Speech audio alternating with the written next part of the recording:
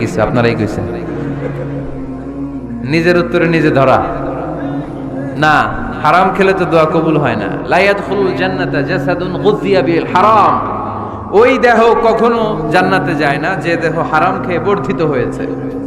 কেন দোয়া কবুল হয় না? মিলিয়ে নেন নিজের জীবনের সাথে, জাস্ট একটু মিলিয়ে নেন, খেয়াল করেন। আকলুল হালাল এক নম্বর শর্ত। ইউর ইনকাম শুড বি হালাল, ইউর ফুড শুড বি হালাল, ইউর ড্রিঙ্ক শুড বি হালাল, ইউর ফ্ল্যাট শুড বি হালাল, your bank balance should be হালাল। চিল্লায় বলেন ঠিক কিনা? এক লোক কাবার চারপাশে শুধু দোয়া করে, ইয়া রব, ইয়া রব, ও আমার রব, তুমি আমারে মাফ করে দাও, তুমি আমারে মাফ করে দাও। এই সাহাবীর কান্নাকাটি দেখে, এই লোকের কান্নাকাটি দেখে অন্য সাহাবারা বলল, আজকের সব সওয়াব এই লোকে নিয়ে যাবে, সব সওয়াব তো আজকে ওনার। এর দোয়া কবুল। আল্লাহর হাবিব বললেন, ওয়া মাতআমুহু হারাম, ও যা খায় হারাম খায়, ওয়া মাশরাবুহু হারাম,